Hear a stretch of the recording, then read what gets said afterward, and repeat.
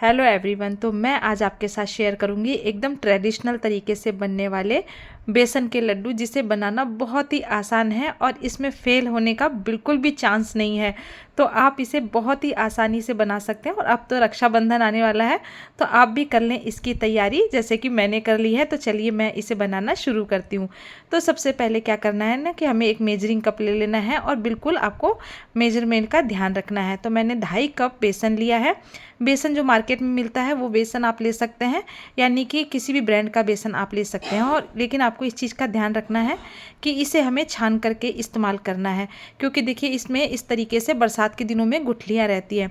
तो मैंने बेसन को छान लिया है और उसके बाद क्या करेंगे ना कि इस तरीके से मैंने 2 चम्मच भर करके इसके अंदर देसी घी डाला है। तो मैंने देसी घी को मेल्ट कर लिया था और जिस चम्मच से मैंने घी डाला है उसी चम्मच से मैं इसके अंदर ठंडा दूध डालूंगी। गरम दूध को हमें इसके अंदर नहीं डालना है, हमें बिल्कुल चिल्ड दूध को इसके अंदर डालना है। अब इसको क्या करेंगे ना कि हाथ से अच्छी तरीके से आपको मिक्स कर लेना है। इसे मिक्स करने में आपको 2 से 3 मिनट लग जाएंगे। और अब आपको ध्यान रखना है कि इसके अंदर में पानी बिल्कुल भी ऐड नहीं करना है। और इसी तरीके से आप दोनों हाथ की हथेलियों से इसे मसलते हुए इस तरीके से ये जब भुरभुरा हो जाए तो अब हम क्या करेंगे ना कि एक छलनी लेंगे और उसके बाद हम इसे छान लेंगे। तो अगर आपके पास जैसे जो जूस वगैरह छानने वाली छलनी हो आप उससे भी छान सकते हैं, और आटा छानने वाली छलनी हो तो आप इससे भी छान सकते हैं। तो लेकिन आपको इस चीज़ का ध्यान रखना है कि आपको छलनी से छानना ज़रूरी है। आप डायरेक्ट इसको बिल्कुल भी सेकने की कोशिश ना करें, क्योंकि उससे क्या होता है ना कि लड्डू बिल्कुल भी अच्छे बन करके तैयार नहीं होंगे। तो देखिए अब जैसे छानते छानते इस तरीके की आपको ये गुठलियाँ सी नज़र आएंगी, तो इसे आपको हाथ से रब करते हुए इसे छानना है।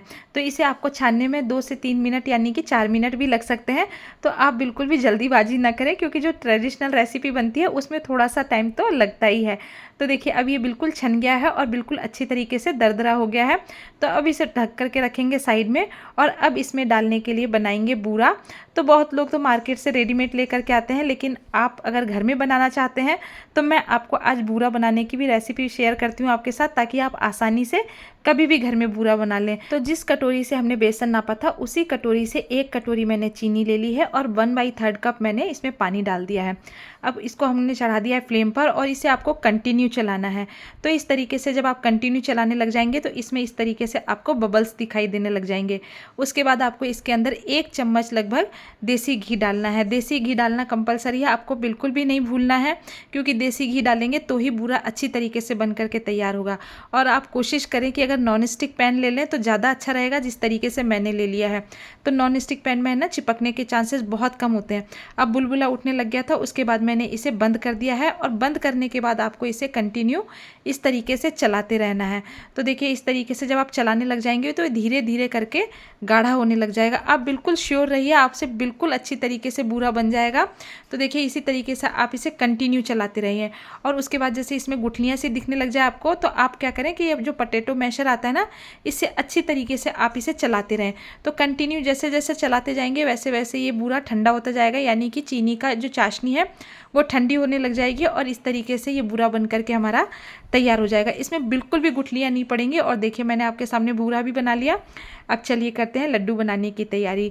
तो फ्लेम को ऑन किया है और इस पर एक मोटी तली का मैंने बर्तन चढ़ाया है। और जिस कटोरी से मैंने बेसन नापा था उसी कटोरी से मैंने 1 कटोरी भर करके देसी घी लिया है। और उसके बाद मैंने इसके अंदर डाल दिया है बेसन, जिस बेसन को हमने छान करके रखा था।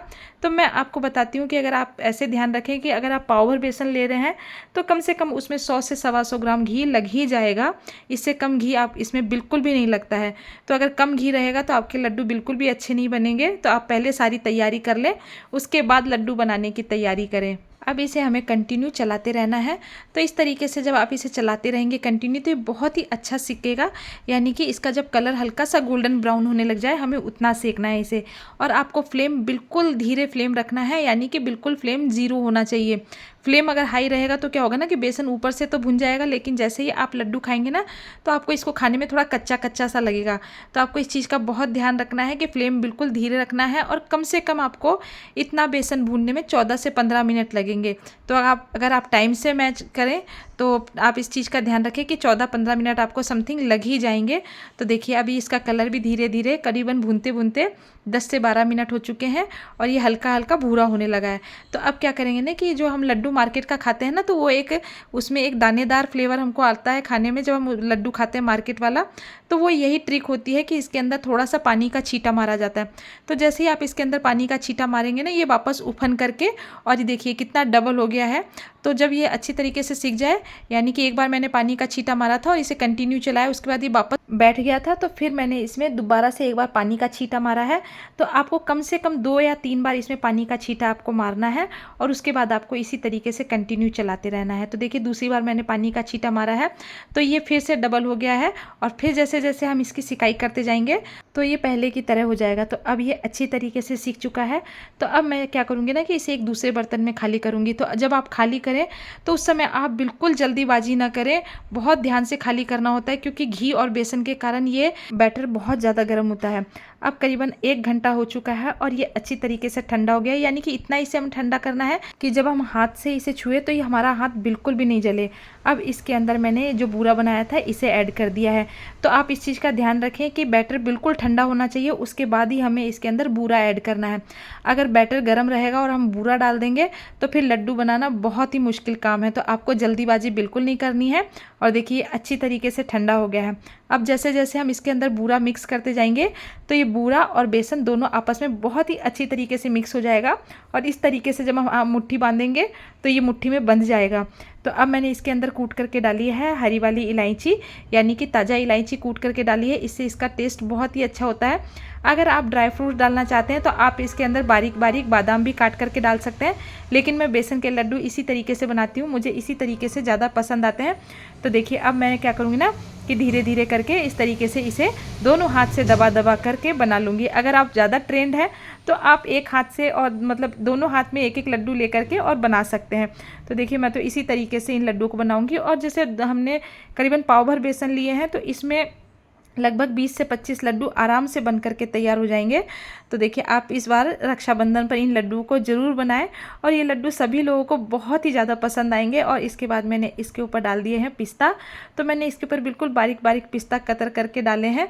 तो देखिए हमारे लड्डू तो बन करके तैयार हो गए हैं। और अगर आपको मेरा वीडियो पसंद आता हो तो प्लीज़ मेरे चैनल को लाइक एंड सब्सक्राइब ज़रूर करें, क्योंकि आपके प्यार की और सपोर्ट की मुझे बहुत ही सख्त ज़रूरत है। तो देखिए इस तरीके से ये एकदम सॉफ्ट लड्डू बन करके तैयार हो गए हैं, कोई भी नहीं पता लगा पाएगा कि ये लड्डू आपने घर में बनाए हैं। तो टेक केयर।